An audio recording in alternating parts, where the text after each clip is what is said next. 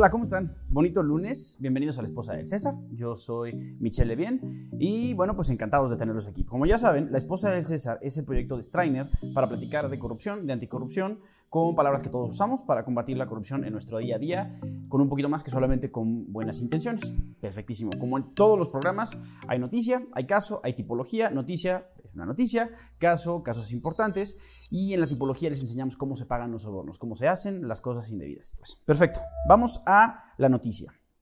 La noticia, hoy toca platicar acerca de Basil Al-Jarrah. Basil Al-Jarrah fue un socio, una persona, que trabajaba, un funcionario, un socio comercial, un miembro de Una Oil. Ok. El escándalo de Una Oil es relativamente grande. Es una empresa basada en Mónaco que se encargaba de, pues básicamente, pagar sobornos. Les hemos platicado en varias ocasiones la tipología de usar terceros relacionados o terceras partes que son, pues, un intermediario que paga nuestros sobornos por nosotros. Pues esto era Una Oil, pero para las empresas gigantescas. Ahorita les voy a platicar un poquito de esto. ¿Cuál es la noticia? Bueno, pues que se llevó a cabo el procedimiento abreviado en el Reino Unido para condenar a Basil Al-Jarrah. ¿Qué es un procedimiento abreviado? Es estas cuestiones de me declaro culpable, donde el que vemos en las películas que el inculpado o el acusado se declara culpable, solo que aquí lo hacen a través de un convenio. Yo me declaro culpable bajo ciertas condiciones, el Estado cumple sus condiciones y asunto resuelto, y nos ahorramos todo el juicio. Como sabemos, los convenios son perfectamente adecuados. Al-Jarrah se declara culpable el 15 de julio de 2019, el lunes pasado, y hasta se protege el convenio y hasta este viernes se hace público. No entendemos bien por qué se protegió, pero le vamos a dar seguimiento a este tema. Y bueno, como les comenté, Una Oil es una empresa del Principado de Mónaco que se encargaba de representar a empresas occidentales o a grandes empresas ante funcionarios públicos, principalmente de Oriente Medio. ¿Se acuerdan que platicamos acerca de Odebrecht y de cómo Odebrecht tenía, pues dentro de su estructura gigantesca de la empresa, tenía un solo departamento que se encargaba únicamente, su única chamba, el único trabajo de ese departamento era pagar sobornos? Bueno, pues algo así, nada más que aquí en vez de ser al interior de la empresa, está tercerizado. Una Oil era una empresa pagadora de sobornos. Básicamente es una empresa familiar que tiene relaciones muy buenas, inclusive sus miembros, sus propietarios, el dueño y sus dos hijos están siendo investigados desde hace mucho tiempo por sus nexos sospechosos con personas muy ricas, muy famosas, personas de la realeza, empresarios muy grandes, etcétera, etcétera, etcétera. ¿Qué es lo que pasa? Bueno, pues esta empresa, a través de sus relaciones, conoce a estos empresarios y les dice, oye, ¿por qué no te tomes la molestia de pagar sobornos? Yo lo hago por ti y tú me pagas algo de dinero. Esto es lo que dicen las acusaciones y todo parece arrojar que sí. Ok, pues entonces es una empresa de consultoría que realmente se dedica al pago de sobornos. Perfecto. Entre sus clientes, y esto es donde la cosa se pone más peliaguda, entre sus clientes han estado Samsung, Halliburton, una gigantesca de petróleo y energéticos de Estados Unidos, Hyundai, automóviles y equipo electrónico, y Rolls-Royce, motores, principalmente autos, motores para aviones, etcétera, etcétera, etcétera. Ok, la investigación arranca en 2016 y la lleva la Fiscalía contra Delitos Económicos Graves del Reino Unido, con este nombre en inglés. Y bueno, la investigación empieza en 2016 y empiezan a desmenuzar todos estos indicios de lo que ya les platiqué. ¿Qué es lo que sucede o lo relevante de esto? Que es la primera vez que un funcionario de alto nivel, como Al-Jarrah, admite el pago de sobornos dentro de esta investigación. Y como les comenté, Al-Jarrah no es uno de los directores dentro del Principado de Mónaco, sino que es como el socio comercial o la cara de Una Oil, Mónaco, ante Irak, ante las empresas en Irak. Entonces hacía los negocios de Una Oil en Irak, básicamente pagar sobornos. Y esto es lo que Al-Jarrah acepta en su convenio, en su convenio de procedimiento abreviado. Admite haber pagado sobornos en Irak para obtener contratos en relación con infraestructura y de la industria petrolera, construcción de gasoductos, etcétera, etcétera.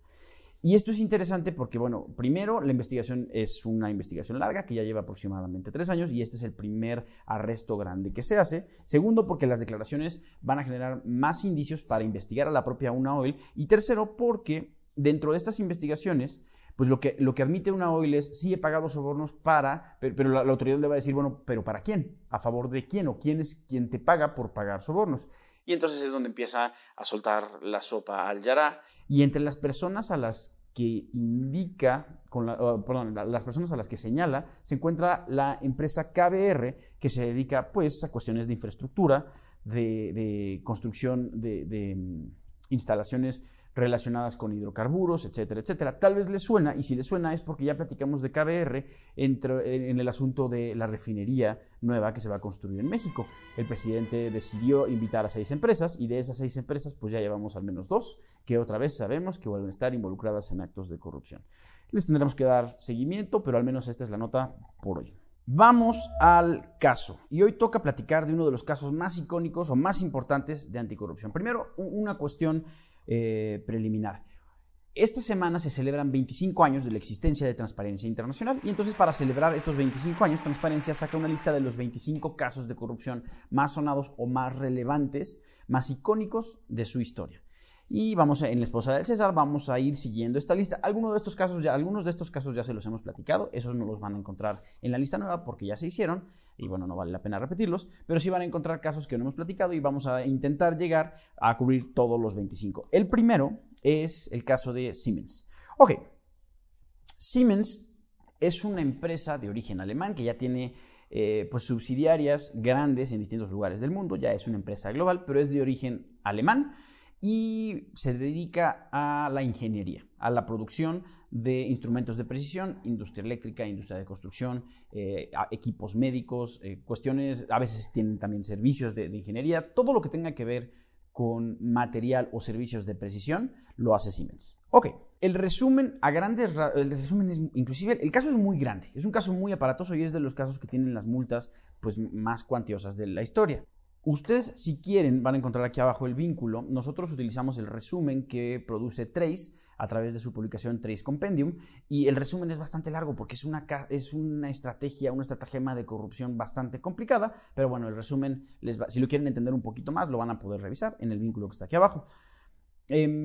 A grandes rasgos, Siemens hace una estratagema o genera estrategias de pagos de sobornos en todo el mundo. Okay. Desde la década de los 90, las investigaciones arrojan que Siemens estuvo pagando sobornos, aproximadamente se gastó $1.400 millones en pagar sobornos para recibir contratos en distintos lugares. Se le aplicó una multa de $1.600 millones, de los cuales los 800 los cobró Estados Unidos, la otra mitad una gran parte Alemania y los demás países que estuvieron involucrados, Suecia, Argentina, etc.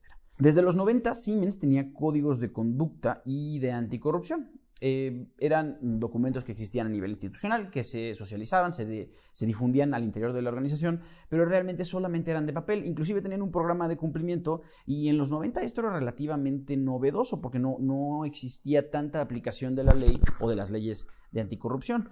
Y bueno, pues era novedoso por una razón, realmente era solamente de papel. Este programa de cumplimiento era de maquillaje, no servía para nada. Inclusive dentro del caso de Siemens se han dado testimonios donde decían, no, es que la cultura de Siemens es pagar sobornos. Si nos dedicamos, si existe algún sector público que consume nuestros servicios, le pagamos sobornos. Solo no lo hacemos en las cuestiones de lámparas, pero esas fueron las declaraciones. Todo lo que tuviera que ver con Siemens se manejaba con sobornos desde los 90.